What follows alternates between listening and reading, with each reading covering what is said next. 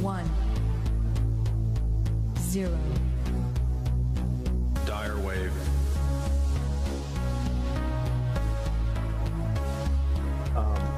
So anyway, so to get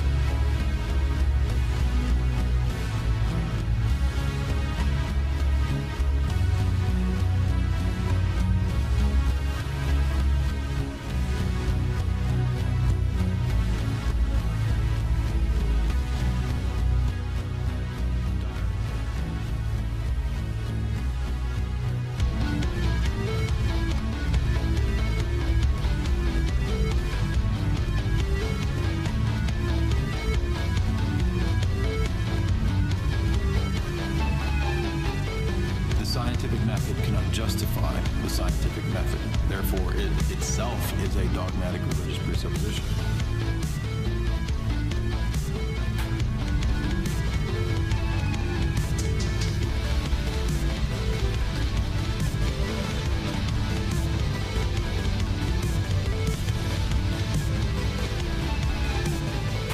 The scientific method cannot justify the scientific method. Therefore, it itself is a dogmatic religious presupposition.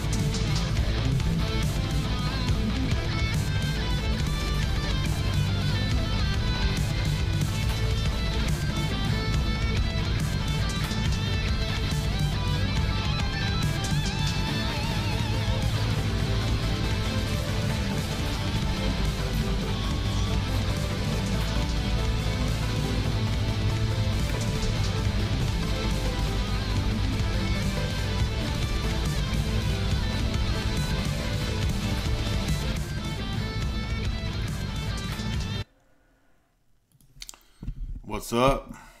Welcome everybody.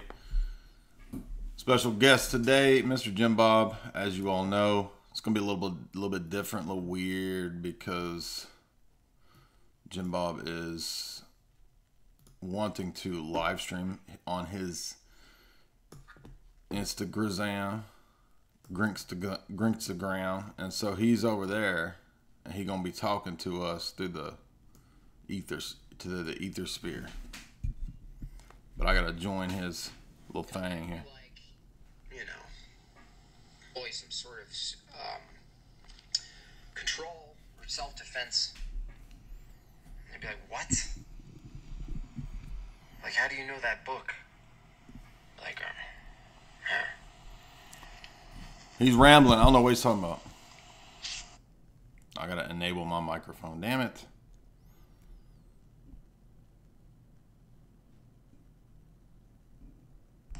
You know, I'd be like, you know.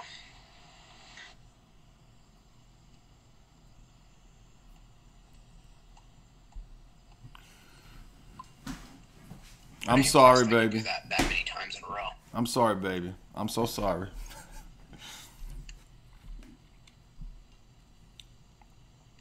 I'm here, Jimbo. Waiting for Jay. Connection. Yo! Hey, I'm here. I'm sorry. It's all right.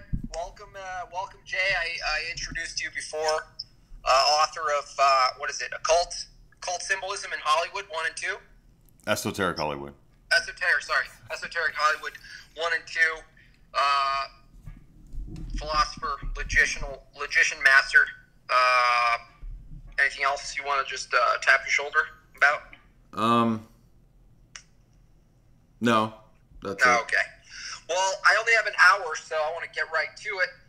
We talked about, we've been texting about monism and trying to get a handle myself and a lot of my followers on the refutations of these things, and how a lot of, you said how a lot of worldviews ultimately get reduced to dualism or monism, and it's silly.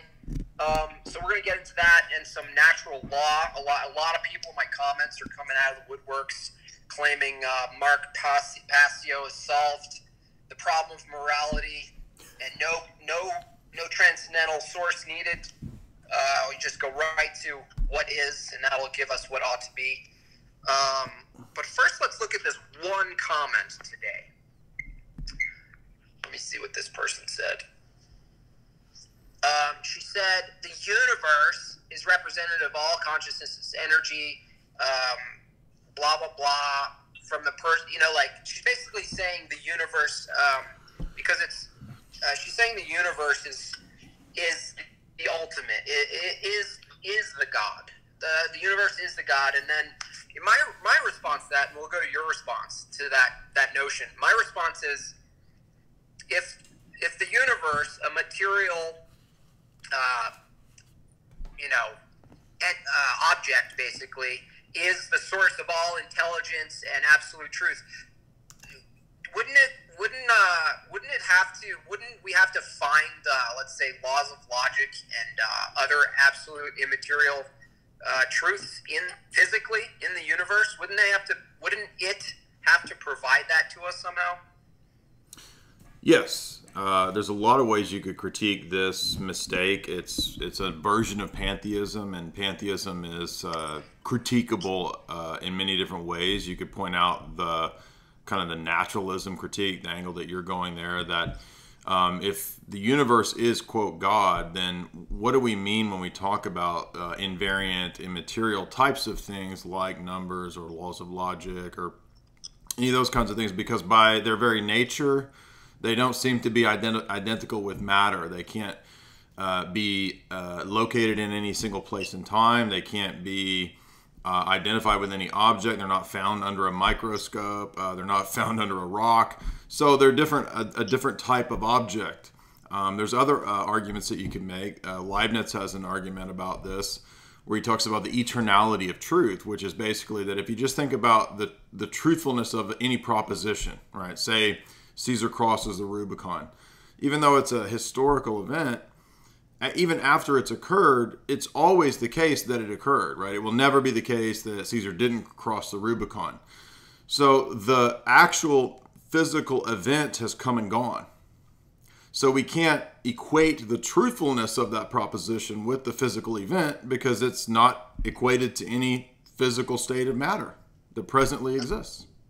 Right. So of necessity, any proposition, any of them, if the proposition is going to be meaningful and coherent, it has to have some value that goes beyond identification with the material. So although that refutes materialism primarily, it's also applicable to any proposition about the universe, because if you were to say the universe is God, you kind of need access to what we call a universal or a universal state of affairs, or the ability to know that that universally is the case. But most of the time, the people that make these kinds of statements, they don't really have a basis for how they say these things. It's just kind of something that they read, like a, on a meme or something. Like they're just repeating something very generic and meaningless.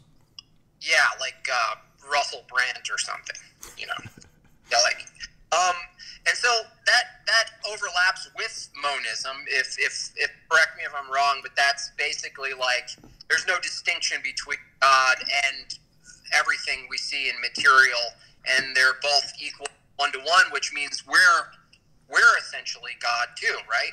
That's what that implies. Yeah. So if we're God, and I say we're God, and you disagree with me, how do you have a battle of the gods? We need to make a video game so that gods battle, and then one of us wins? Isn't that one of the easiest ways to just be like, that can't be true, because if I'm God and you're God and we disagree. Yeah, I mean, are buttholes God too? I mean, buttholes are part of the universe. Is a butthole God? I mean, it's just absurd because, as you said, any monistic position, which is a position that says that all of reality is fundamentally one or one type of thing, that all collapses into impossibility, and it precludes knowing anything. Because if you want to predicate knowledge, you have to be able to pick out particulars. You have to say, that dog is a badass. You have to say, that Bill Cosby is a player, right? You can't make sentences without being able to pick out particular objects. But this philosophy says that there are no particular objects. That's illusory. Everything is ultimately one type of thing. And so if there's no real distinctions in the world, then you can't make sentences. You can't know things. It's a self-defeating, what even Stefan calls a self-detonating kind of position. Right. And even the starting point, I remember I was on your stream, and we used the phrase, reality is illusion, right? But similarly, all the truth statements start from a fundamental assumption that something is already true, or else we can't even go forward. We have to assume language is true. We're accepting it as it is in a circular way. We're accepting the form of a statement, and that means something. We're accepting meaning. So it's like, even when you say, like, I mean, that was probably the best example of reality is illusion. That really debunks the whole, like, everything's fake, man. Because, as you said in your diagram, if you start with reality itself, you've already established a non-illusion. So you'd have to reality itself would have to be not an illusion for you to say reality is an illusion. You're already going against what you're saying in a way, right? Yeah, I mean, the word reality itself is a very loaded kind of metaphysical concept in philosophy. So to be able to say that is already kind of assuming a lot in terms of you having knowledge of the external world and existence and what that is. I mean, there's a lot of assumptions that go into just that very ambiguous philosophical term, reality. Right. And to be able to say that, the easiest way, let me just rewind, because the easiest way to refute this kind of a statement is to say that if all of reality is illusion, and if I'm coming to the knowledge of this proposition or this truth within reality, that's part of reality, right, is the fact that I've come to this discovery, supposedly, or this truth, then the discovery that all of reality is illusion is also part of the illusion. Right. And so it's easily self-refuting. Right. And similarly to the monistic view, like all is one, who are you to declare it? Are you temporarily standing outside the bar called one, looking in? Like, are you allowed? Like, are you just you hit the eject button and you're just you're temporarily in timeout, like in like the penalty box, and you're like, oh, all is one. You have to believe me, even though I'm part of one. That doesn't make sense either, right? Well, let's make it really stupid also at the level of numbers, right? To say all is one is to assume numerical unity, the number one, right? You're predicating oneness. Is the number two the number one? Right. I mean, so if you're going to cancel out all numbers by this, and all numbers are identical to one, then you can't have numbers because you can't have the number one without all the other numbers. Right, yeah. And then maybe someone who's arguing that one is, if you ask someone, is one equal to two, they'd have to say yes, yes. And then it would just be this endless tripling and quadrupling into infinity, trying to it just breaks down all of math and everything. Yeah. Everything we use in logic and mathematics to apprehend or discern any kind of truth itself. Yeah, but if a person is so obtuse as to say that one is literally the same thing as two, I mean, that's just on the face of it absurd. And if that's the case, then you also couldn't know the difference between one or two, and therefore you couldn't say that all things are one. Right. Great. Well, I mean, if people don't understand that at the fundamental level, I mean, I'm sorry, but it's just bizarre to me that people keep doubling down on stuff. But it's almost like they resist the simplest way of being refuted because it's too simple, and they're like, it can't be that simple. But let's go into natural law and this whole concept that natural law. If you've listened to Mark Passio, then you know what the fuck law is, and you know what the fuck natural law is, and you know you shouldn't be eating animals, you son of a bitch piece of crap. I know. Well, the thing is, let's go to, someone sent me a quote, I sent it to you, it's essentially, I'll paraphrase, it's Ayn Rand, and she's just like, well, as far as the art is distinction, if the highest value, the highest possible value is existence and life, because all other values come from that. What she's doing, and people don't realize it who are actually using these kind of statements of hers, she's just making an assumption that life itself is a value. She's equating life with value, but just without a basis, right? So she's starting from an actual assumption, but it sneaks by people because she skips to basically an if, but she leaves out the word if. So she says the highest possible value is being alive because all other values are impossible without being alive. But she's missing the if, right? Because someone could. That means Jeffrey Dahmer and what he valued is equal. It's just as high up there, right? His existence and what he pursued, right?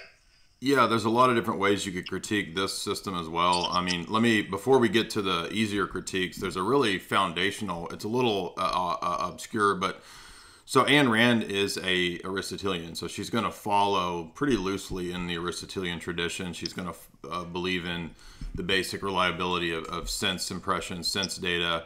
She's an empiricist, just like Aristotle, and just like the whole what's called the Peripatetic tradition. So Aristotle has an axiom that's called the Peripatetic Axiom, and it says there's nothing in the intellect that's not first in the senses or in sense data. The problem with this is that, as you can imagine, and when we get into the natural law issue, this will become even clearer, is that all of the people from this tradition of Aristotle, the Peripatetic Axiom, this ranges from atheists to Ayn Rand, to Mark Passio, to Thomas Aquinas, to natural law proponents today, like the guy who wrote, Alistair McIntyre, who writes on virtue ethics. I mean, the point is that when we start with the axiom that there's nothing in the intellect that's not first in the senses, and that this is the beginning point of all of the people in that philosophical tradition, there's all of these debates and problems at a very fundamental level about the fact that, number one, the Peripatetic Axiom itself is not in the senses. And since it's not in the senses, then it falls prey to its own proposition that it's also not in the intellect. So you can't know the Peripatetic Axiom if you start with the Peripatetic Axiom, that all knowledge is first in the senses. So that actually undercuts everybody from Aquinas up to Ayn Rand and Mark Passio. It doesn't matter who. So this is going to be the root of my critique of natural law. But to your point, you're correct. You could also critique any of the other aspects within Ayn Rand's system, such as her assumptions as to what a flourishing, vital life is, that everybody needs to have the right to a flourishing life within some sort of social virtue that's agreed upon. Why? Why should I not, as John Galt, just stamp out everyone else? Why should I not buy off the state? I remember when I had a kind of Ayn Rand phase, I was reading her works and I was thinking, yeah, this is pretty convincing to a degree. But then I thought to myself, well, if I'm John Galt, there's not actually any objective ethical thing that should prohibit me from buying off the state to serve my needs. And that's fundamentally, right, like against Ayn Rand's whole system, right? Right. I mean, the state itself is a kind of a violation of our freedom, and it's this entity that's always ripping everyone off, and it shouldn't exist because the real power and motivation within society comes from the genius individuals, and the state is always kind of sapping off of them. That narrative is kind of true at times, but it misses the fact that you can't build societies or create a social order on the basis of something that's completely materialistic and atheistic. So, I mean, on a separate slight tangent, but about Ayn Rand and many others, do you think they made their way through life? Were they propped up? Is there a reason these philosophies don't get adequately publicly challenged in a way? Like, and I see it today still, like all the fancy pants people, all the Neil Tyson DeGrasse's, they all kind of, aside from maybe Sam Harris, who at least got into the den, you know, with his assertions, a lot of them kind of escape large-scale spotlights of being challenged. Yes. Is that purposeful? It is. In fact, there's quite a bit of evidence. If you look at the Rockefellers' biography, you can find instances where they funded certain philosophical schools and traditions. You could look at Quigley's works where he talks about liberal philosophy like Karl Popper. I mean, what is the George Soros society is called the Open Society Institute after the philosopher Karl Popper, the liberal.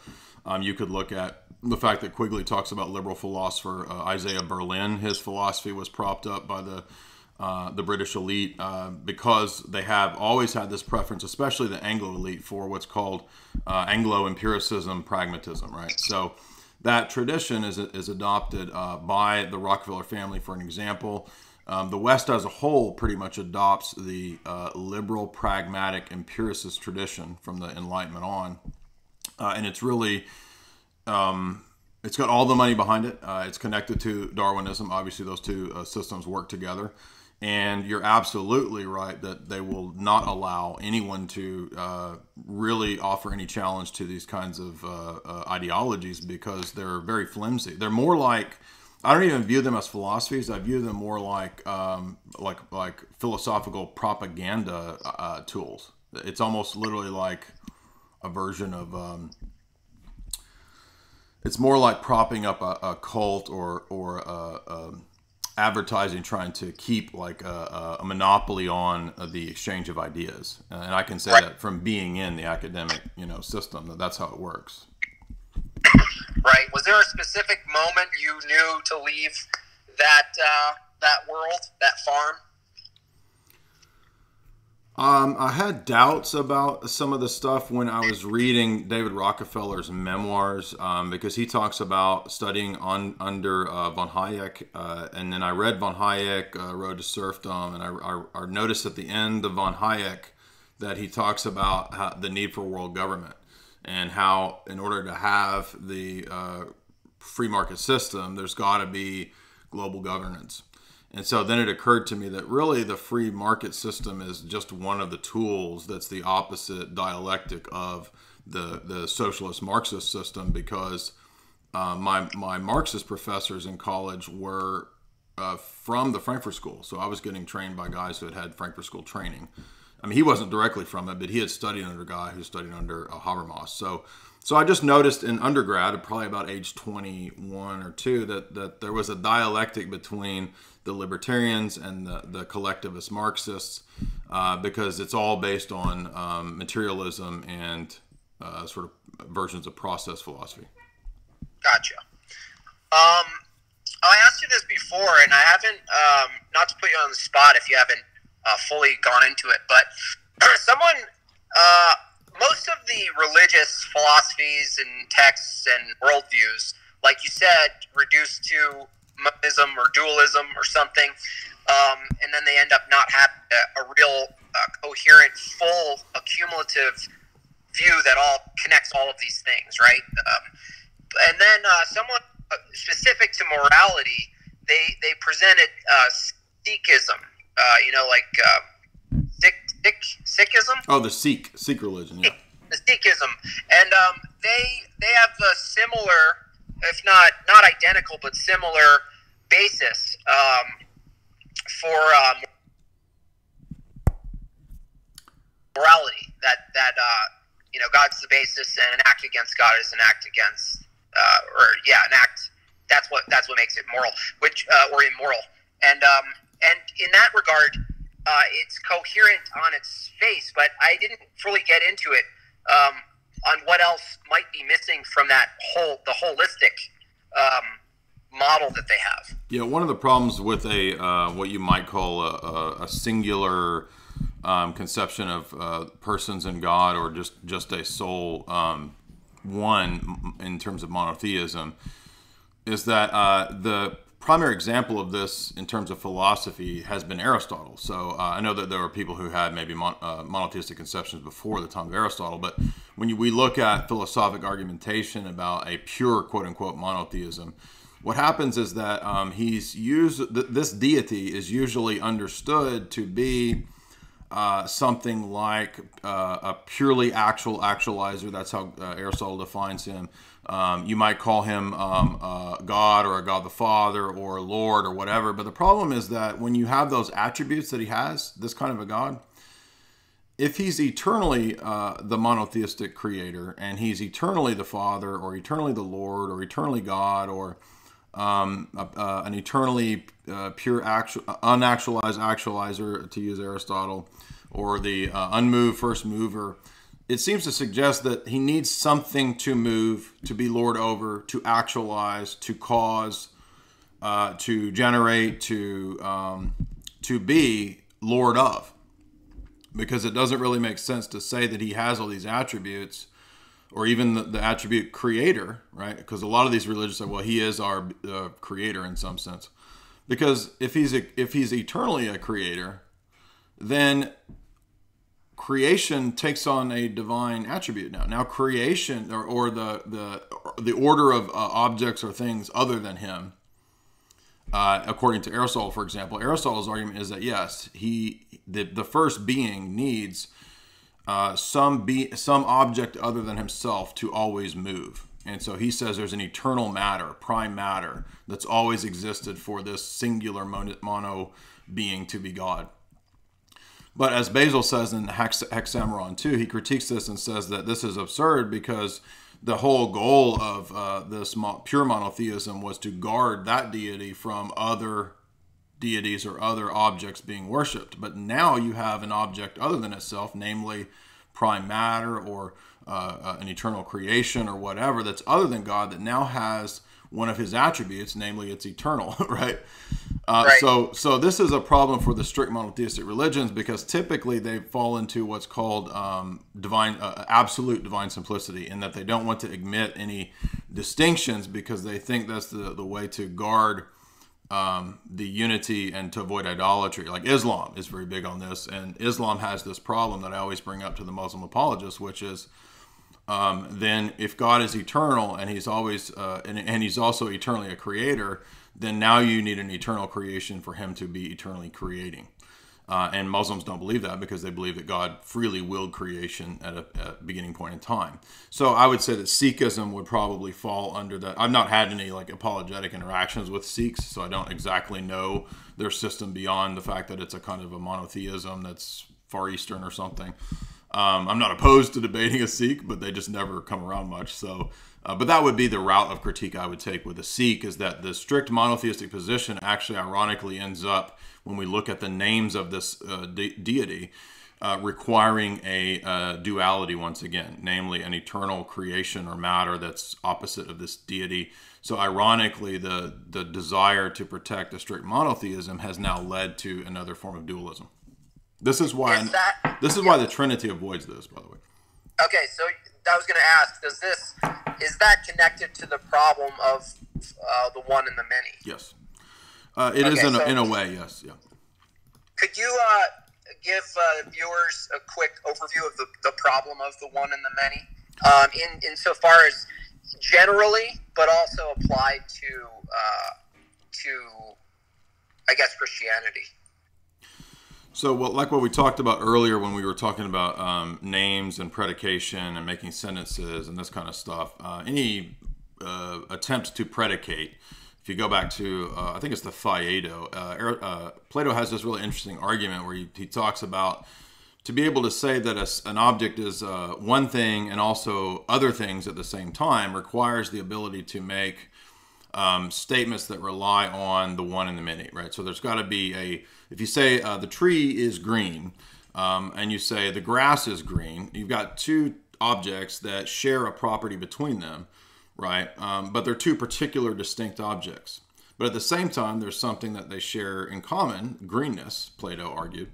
And so in some sense, there's a unity in the midst of these many objects. And Plato's argument was, I'm just using Plato as an example of how this question came to be. Plato's argument is that there's a kind of a one and many going on here in any object that we talk about. Similarly, if you remember the debate with Stefan, you could make the same point about numbers. Plato makes this argument, I think, about the number 7 or numbers in general. He says, if I've got 7 coconuts and I've got $7 and I write the number 7 on a chalkboard, none of those things is identical to the number 7. They're instances, right, or they're particulars of a universal, right, 7.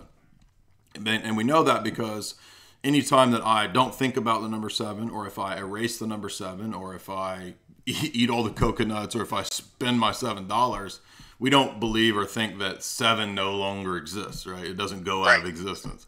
So there's something about, again, universals and these kinds of names that suggests a kind of immateriality and invariance that's not dependent on any individual mind or state of matter or anything like that.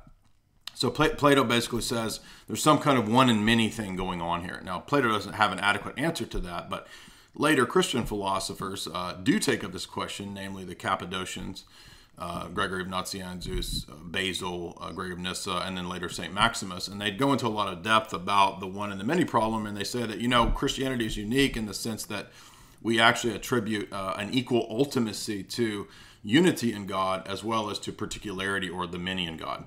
And so the many also relates to the logi. I don't want to get too obscure here, but the logi are just basically the Christian version of the forms or the essences of things.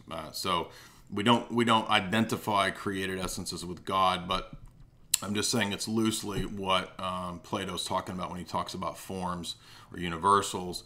For us, they're created things, but they correspond to patterns in the divine mind. So ultimately for us, the one and the many problem is resolved in the triune God. Gotcha. Any questions, you guys? I mean, I'm reading the comments, but any formal questions through the question app that IG has made for us? What about natural law? I hear these people going around on Instagram talking about natural law, and they have absolutely no knowledge of what they're talking. He almost sounds like a Jersey mom, like a. Oh yeah, he's like one of the angry 9/11 moms. I can't talk right now, and I'm getting verklempt because the natural law caused 9/11. Someone asked, what do you think quantum language parsed syntax grammar will have on logic? I don't know what that means. Me either. I want Jay to debate Sam Harris. That would just be over. I mean, if Sam Harris really, I'm almost like encouraging Jay to somehow go even higher than Sam Harris, because it just starts from nonsense. That's the thing. Is like, I mean, William Lane Craig really demolished him and really exposed how he operates, which is, and I said this in the other stream, is that what Sam Harris does, like Peterson does, is they just redefine words so that they can make new claims based on the new definition, and then hope someone doesn't just go do the simplest thing and go, wait, no, that's not the definition of a word. That's not it. Yeah. Like, you can't just skip past, but they get sold on it because they make a good sounding definition. You know, it'd be like, you know, what's chaos? You know, Jordan, he'll be like, well, it's a cold wind blowing down an icy bank, and it causes, you know, like, he'll just go, and then people are swept away by the hypnotic poetry, right? And then you're lost, and then you can't. I always say, I don't know what your take on this is, but when I look at logic and truth claims and argumentation, the importance that words hold meaning strictly is as important as, you said, the number one, maintaining the number one, so you can say 1 + 2 = 3. Similarly, in a phrasing, you want the word to be held as it is, circular, and it means what it means, so that you then can actually string together statements and premises so that they can be adequately accepted or refuted. And when people, I think that, to me, is the almost like the starting point of charlatanism, is that you redefine things, right? Like, that's what allows that to occur, I think. Yeah, I mean, playing slippery with words is a very well-known kind of rhetorical trick, but anybody who's, you know, really good at debate or really good at noticing and knowing tricks can really just bypass all that and cut to the heart of the issue. So that really only works kind of with like a mass audience that doesn't really know, you know, the laws of logic and the rules of debate. And I've listened to multiple different instances of Sam Harris debating. I think Sam Harris is in the category of the guys that you were mentioning before, like people who would never be put up against any serious challenge. You know, there's quite a few people who are prominent in you know, alternative media or the dark web or the internet. What do they call it? The dark intellectual dark web or whatever. Who would never be put in any real position of challenge. I at least give Stefan credit for stepping up and being willing to be, you know, challenged. But I don't think any of the really big names of those kind of guys would ever really do it. They don't stand anything to gain, and they have everything to lose. And I think that Sam Harris would his philosophy is pretty easy to critique. I mean, he's got some really strict determinist views that I'm sure William Lane Craig adequately critiqued. But I would bring in other kind of presuppositional critiques. I mean, I don't think he would stand up very well to a transcendental argument. Do you think there's a time and a place in a debate to call someone a retard? Yes, I mean, debate has never avoided insults. It's not always. It's part of rhetoric is part of a debate. I mean, it's gonna be part of you kind of showing your rhetorical, your skills and your wit. So the idea that like when Inspiring Philosophy and Cameron Batuzzi set up a debate, and they made me. They agreed to the debate, and then they backtracked and said, you can never make any jokes or make any fun of your opponent. And I said, I'm not going to agree. I'm not going to agree to that. And then they backed out, and they said, well, then you're a jerk. I was like, have you ever? That's so funny. Have you ever watched a famous debate? That's funny because I've been trying to reach out and be like, why didn't you guys have this guy on? What are you doing? Like, this is clearly you need a guy who's like Jay, who can do cultural references and impressions and actually make your debates more fun, actually, because they are lacking in the arena of entertainment, I would say. But that's if you go watch, like, if you go to the Oxford's debate channel and you watch Peter Hitchens or any of the people who kind of do the classic Oxford style debates, I mean, you'll notice they're full of kind of witty jabs, riposts. Oh yeah. I mean, the idea that you can never make an insulting joke about your opponent is just ludicrous, and it's just pussing out. I mean, it's amazing to me that these people are this weak-willed that somebody makes one joke about them or implies that their argument is silly. Like you'll say that's retarded or that's silly, and they'll be like, "How dare you call somebody?" I'm talking about his joke, right? I'm saying his argument. Yeah. His argument was bad, right? It's not a. Yeah. It's just childishness. Yeah, I mean, if I were to ever debate Dawkins, I would just be like, "Come on, you're a baby eater," and then just see where it goes. Someone has a question. Jay said that Islam has a problem because there's no eternal creation. Eternal creation is an oxymoron. Can Jay go further into that argument? Right, it is. I mean, that's why, if, for example, Aristotle denied that there is a creation. So I'm not saying that there is such a thing as eternal creation because it doesn't make any sense. But if you say that that God is the equivalent of creator, and that God is also the equivalent of eternal, right? What are the names of God? He's eternal, he's omnipotent, he's creator, right? These kinds of names. If you believe that, say the Islamic position, then the problem you have is how is he eternally a creator? Because he's not. Right? He takes on the attribute or property of creating when he creates. Prior to that, he was not known as creator. That's the only way to avoid this dilemma. So that's why Aristotle, for example, says, yeah, the eternal matter that the first mover eternally moves was never created. It's eternal, just like the first mover is eternal. So there's a dyad, a dualism. A dyad, yeah. Do you know a title of a video, Sam, who just asked that? Do you know one off the top of your head, what you called it on your channel? Anyway, you could search the words, right? You try to search the words and find, maybe in your debate with the Muslim guy that you did. You think it's in there? Anyway, you could search that. Maybe Jay will post about it in a story or something. You talking about the dyad argument?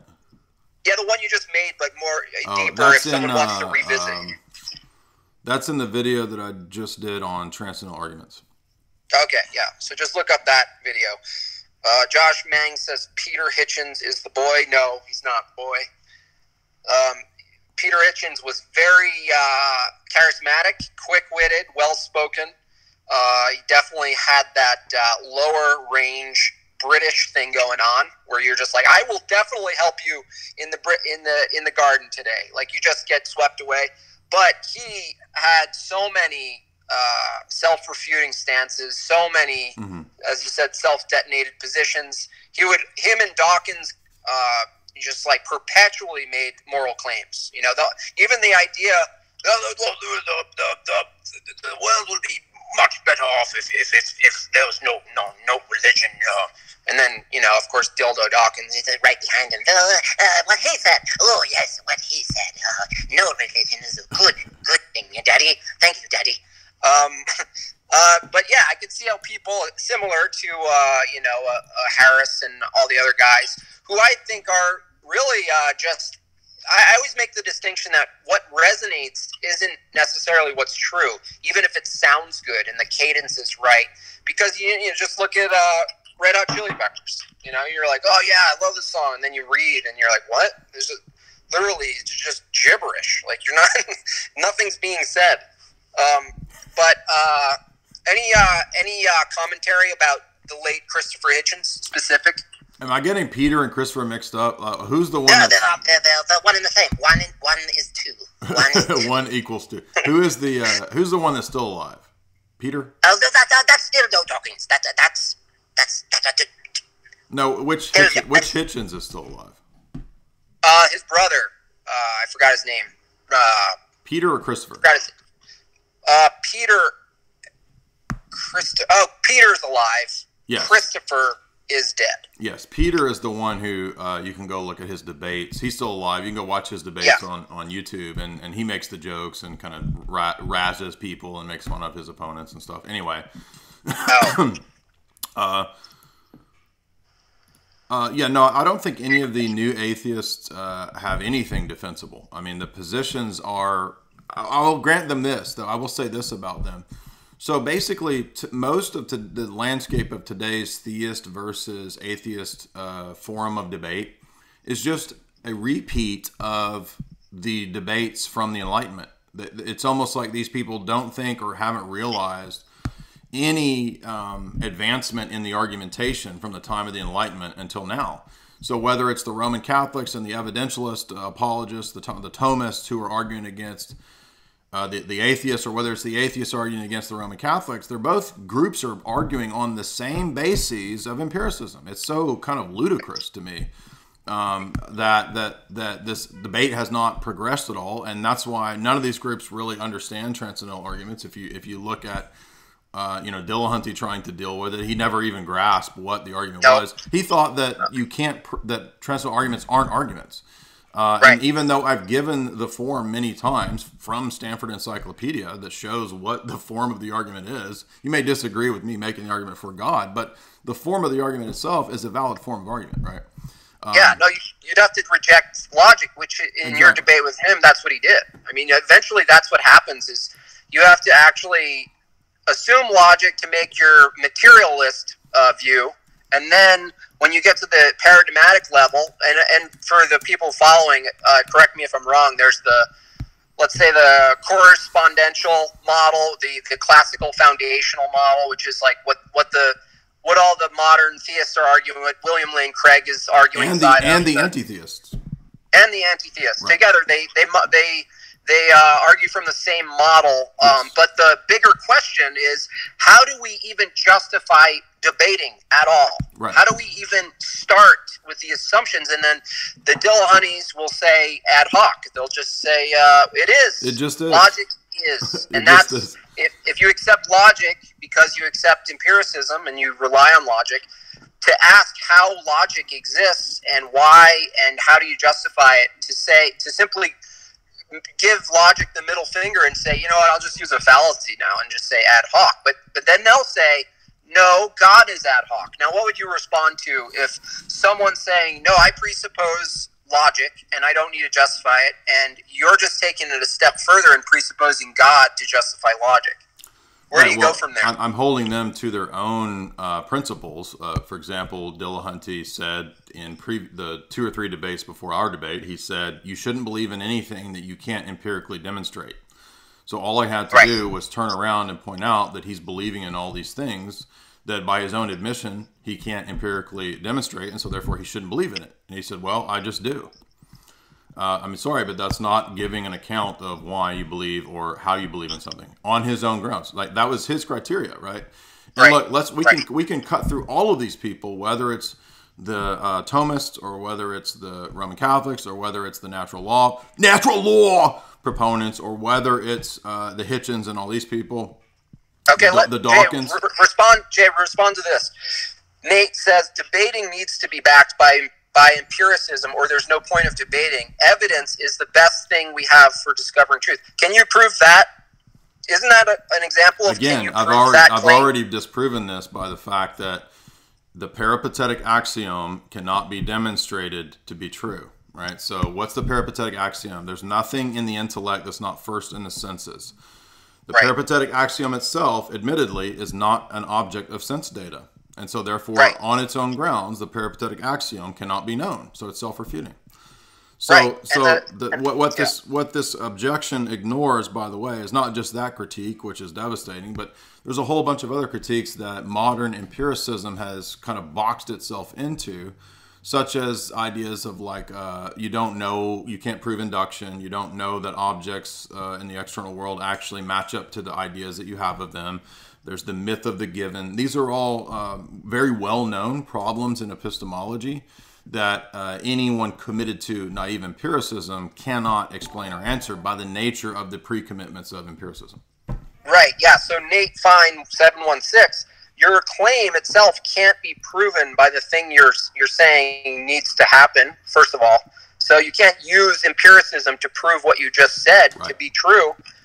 Second, empiricism starts from the assumption of things that empiricism can't prove to exist. Right. So you just have to assume all these things. You have to assume there's a truth. I mean, people take the morality approach, and that's a fun argument, but really, the truth itself as a concept, the fact that we all buy into it, basically, blindly. We don't buy blindly into material truth, but the concept of truth itself seems to escape people, that they're actually assuming it, that it's there, that there's something there to abide by or to pursue to begin with. And so you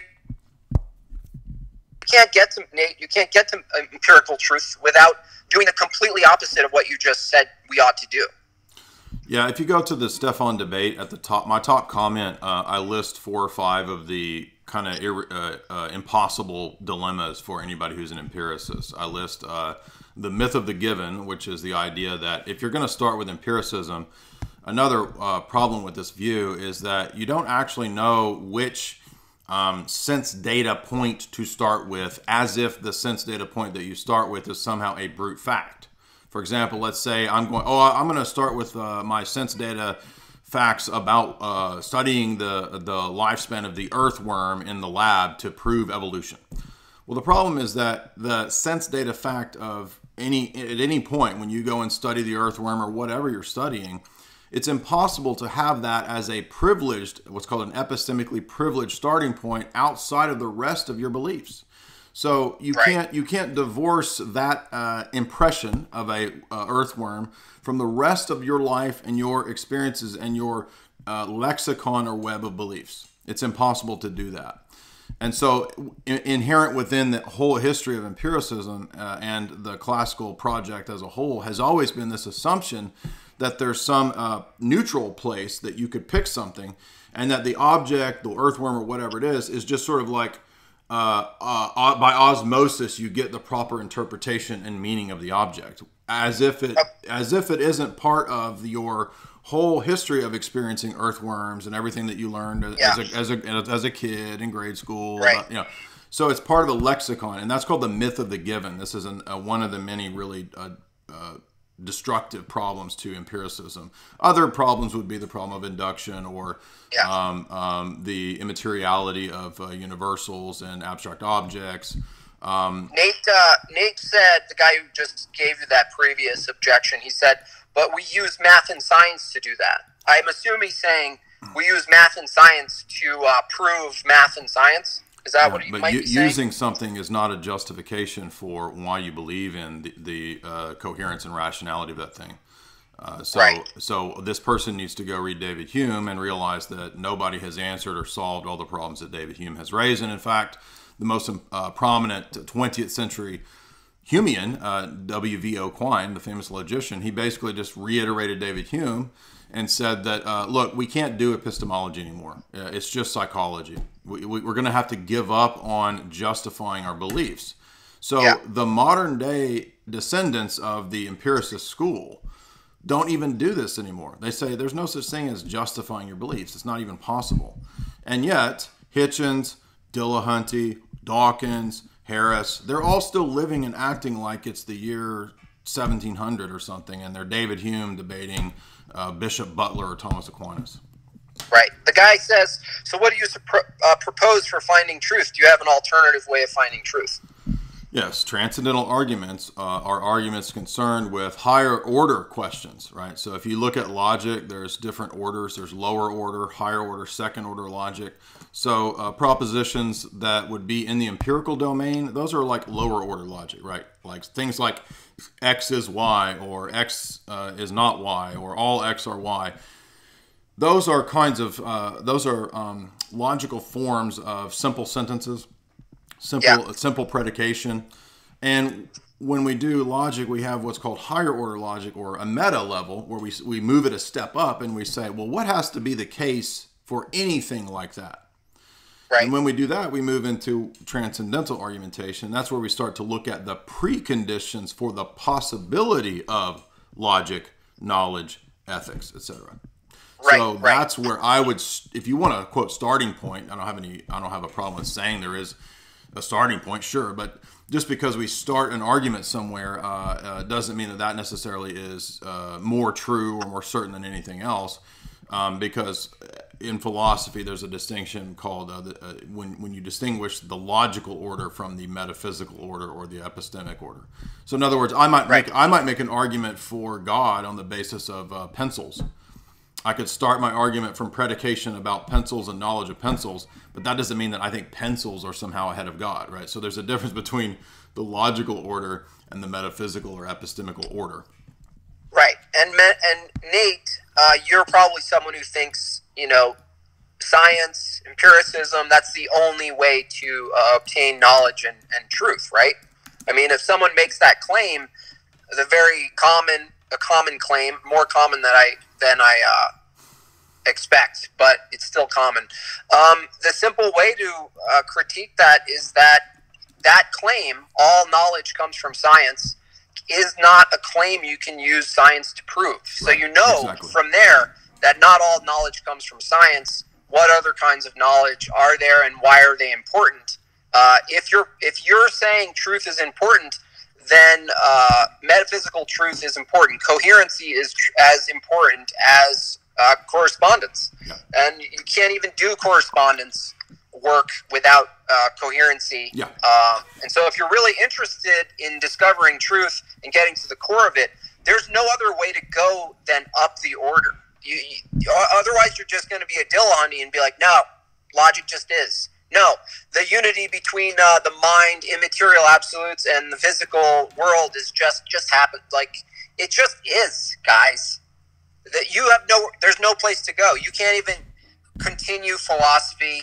You can't ground anything else that comes your way insofar as knowledge. It's just always going to be trapped in materialism. Yeah, anything to add to that, Jay, before we wrap up? No. I think that's a good point. One thing I did want to touch on before we left was just that you'll notice, by the way, that the argument you gave, that's a variation on the argument from earlier about the Peripatetic Axiom, right? What was the Peripatetic Axiom? Nothing is in the intellect. That's not first in the senses or in sense data. And you can just apply that to scientism, because scientism is just naive empiricism par excellence, right? We only know what we can study and prove through scientific, testing and whatnot. But that doesn't really prove anything, and it's operating on all these assumptions and presuppositions that cannot be empirically demonstrated. This is just a really simple, devastating critique of those systems. But people aren't used to thinking in a systemic way, and that's part of the reason that they are slow to grasp this. These beautiful slow boys that can't seem to grasp this. The last thing I would say is we did want to touch on natural law, and I would make the point that when we look at it, whether it's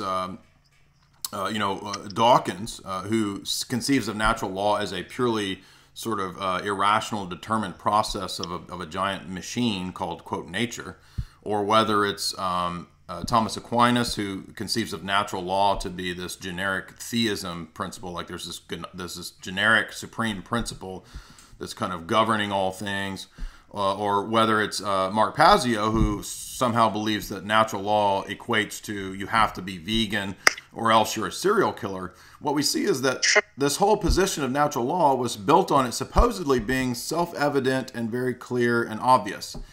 But it's not that obvious. It's all over the place. It's everybody from theists to atheists to all different kinds of religions to vegan cults. So natural law is just based on presuppositions about what one thinks is nature. And in fact, there's one of the fallacies is called the Naturalist Fallacy, right? Where you just say, well, that's nature, that's natural. When this is a disputed, very ambiguous term in the history of philosophy, just like terms like reality or existence or reason. These are very ambiguous, disputed terms. So to commit the Naturalist Fallacy, which is what the natural law argument is based on, is also pretty devastating to that position. Because when I look out at nature, I see predator and prey. So I don't see how that doesn't vindicate some sort of radical Nietzscheanism. Yeah, exactly. And under natural law, how could you say it's wrong for Dawkins to just pick apart a little baby and dip his arms, his fried little arms in a little sauce, and just slap the bone marrow? You couldn't actually say that's wrong under that law, because it's seen in nature. You could, it's just law. It's just cause and effect. He's just following what he's valuing to stay alive, to feed his appetite. And you can't really argue.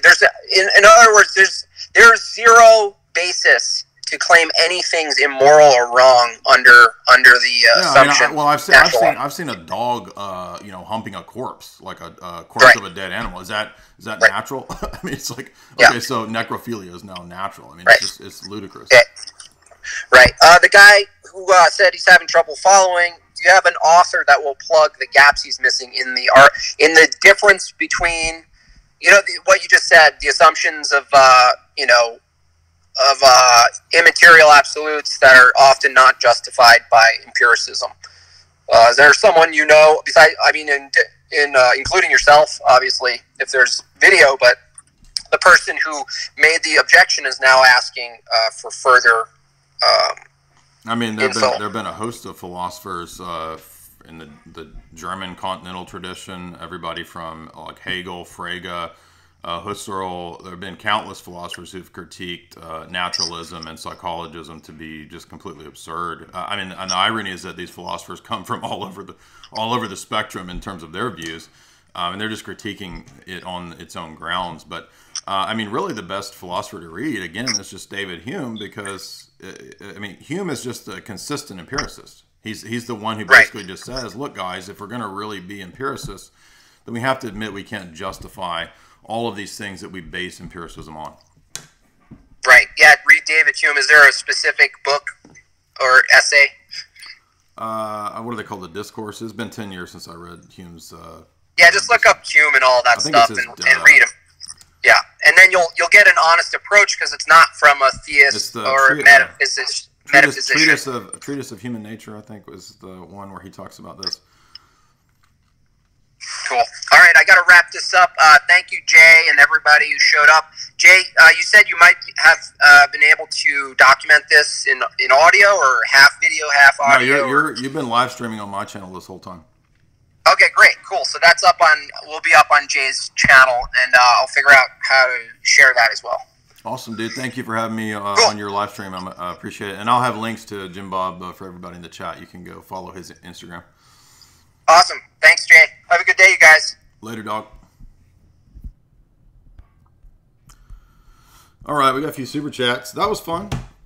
For those who were wondering what was going on, so Jimbob wanted to stream on his Instagram. So he does a lot of IG streams, and he wanted that to be recorded, and I don't think he nor I have figured out like how to archive Instagram stuff. So we didn't want to waste a whole hour of chat to the infinite gulag of Instagram deletion. So we did it on my channel, but he also wanted to live stream, to do the, he has a big Instagram. He's got, I don't know, 60, 70,000 Instagram followers. So he wanted to utilize the audience. So that's why we did it boomer style, if you're wondering. It wasn't because we don't know this tech. Where is Primal Edge Health? I'm going to call that dude out. You know, Mark Passio. When I used to be a serial killer. Now, see, I keep falling into the verklempt Jersey mom. I'm mixing up Passio with like Carmela Soprano. So Tristan was playing some hilarious Passio clips, and Tristan has, I'll have to say, Tristan has a awesome Passio impression. I mean, his was pretty based. I'm gonna have to try to perfect mine, because now I got to compete with little aids. So let's go to that one that Tristan was playing where Mark Passio was like screaming, like sounding like a freedom man. If you haven't listened to all of the material, if you haven't listened to all of the material, you think you do, but you don't. Ego tripping person. You're ego tripping person. Okay, you don't know what I've covered here.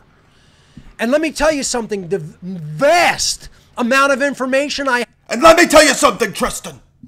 Natural law can disprove all of Christianity.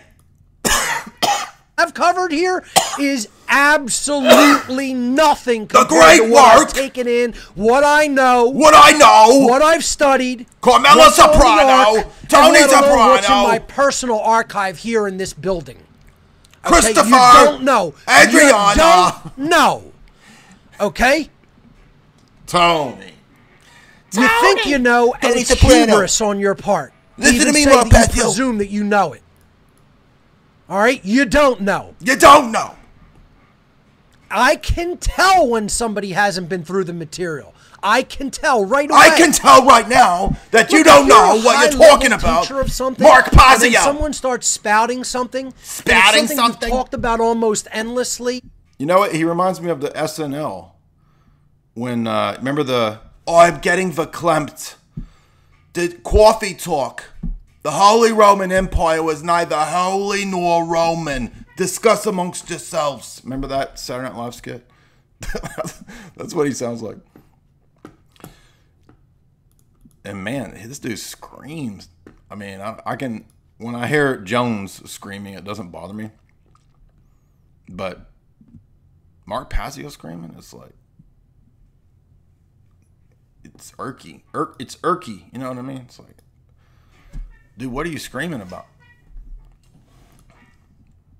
Animals? The great work in animals? The great work. Natural law. I want to say, first of all, to Tristan. Tristan, if you want to come on my talk show, Coffee Talk with Mark Passio, I'm going to make you crawl before me on your feet for all of that serial killing that you've done. Because I'm getting verklempt right now. Talk amongst yourselves. Talk amongst yourselves. And I'm going to hire Tony Soprano and the rest of the boys to fly down to Ecuador. And they're going to exercise some natural law on you. You freaking boomer child. You are an unnatural law, Tristan. Primal Cringe Health. Starring Tristan Haggard, R.I.P. Okay? You haven't been through the material. I'm going to make you part of my great work. Oh my gosh. Doing Mark Passio is destroying my voice. I got to stop. I won't be able to do any live streams if I continue doing it. I can't read what this says. All right, we got a few super chats from today's Bays show. By the way, I gotta go do another show. If you want to hop on over to Matt Chats, remember Matt Chats? That based young fellow who is a fast boy. He's not a slow boy. He's a based young fast boy. And he's doing a live stream to talk about, I don't know what. I don't remember what our topics were. But you can go over to Matt Chats directly after this. And we will be talking about stuff. So he's had Milo. He's had Gavon Macinus, whoever Gavon Macinus is, and Milo. If you've heard of these figures, you can hop on over there, and in 20 minutes I will be joining Mr. Matt Chats. But for the meantime, we will look at these super chats.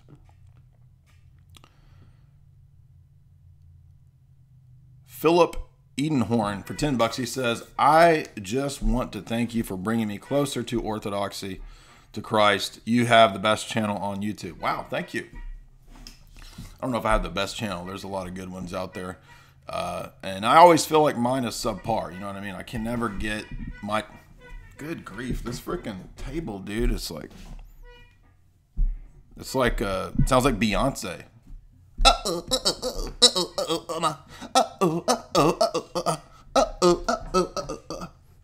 So crazy in love.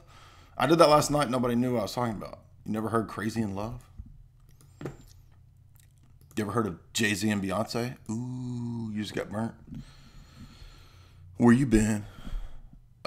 what are we talking about? Tristan, your boy Tristan. Tristan's got a great channel. We know that. Shout out to Tristan. Everybody go follow Primal Edge Health. A lot of great channels. But thank you for that beautiful fast boy comment. Philip Edenhorn is not a slow boy. He is a beautiful fast boy. Family Plan, $5. Samuel Harris is the quasi-intellectual for the masses, but considerably less charming than Richard Dawkins. Jimbob is spot on with the red hot chili peppers being gibberish. Keep up the content, guys. Under the bridge downtown is where I drew some blood. Under the bridge downtown, I could not get enough. Under the bridge downtown, I threw my life away. Yeah. I was spurging out. Not Primal Edge Health, so we know that this is not Tristan. For $10 says, sick hat, Jay, digging that boomer aesthetic. Well, you digging that boomer aesthetic. Ooh, probably goes well with your white New Balance sneakers. Yes, I got those from the Bill Gates factories. Free of charge. I get every month, I get Bill Gates. I'm in the New Balance Club. So I get every month, like the Dollar Shave Club, I get every month New Balance delivered to my door. But you wouldn't know about that down in Ecuador. Don't let the Ecuador hit your ass on the way out, Tristan. Ooh, burnt. Burnt. Did you get a discount on your Consumer Report subscription when you bought it? Nope. Like I said, it's part of the Bill Gates New Balance Club. Lone Star, $20. Jay, what's your go-to cut of meat on Carnivore? It's always prime rib, ribeye, or New York strip. Basically, I just eat any steak. I'm not super picky about it. I like the fatty cuts now. That's usually what happens, Carnivore. After a while, you get used to the fatty cuts, and then you prefer that. That's pretty much every day. So, oh, Tristan, he's still here giving me shit. All right, Mark Passio, Natural Law, the red hot chili peppers. When I was trying to stop eating serial killer diet, the first thing I did was I went on an all chili pepper diet for 6 months. Just like the banana girl, I went 6 months living on hot chili peppers. That's why I'm so freaking mad all the time. Literally chili pepper demonic furor oozing out of my pores. How's that? I can't do Mark Passio. He's an unnatural law for your vocal cords if you do the Mark Passio voice. So anyway, thank you, Lone Star, for that $20. That's my go-to diet. All right, we're going to head on out of here. Head over to the Matt Chats channel. If I have a voice left, Matt and I will be discussing something. I don't know what, but go on over there to your boy. He's a beautiful, fast boy. His name's Matt Chats.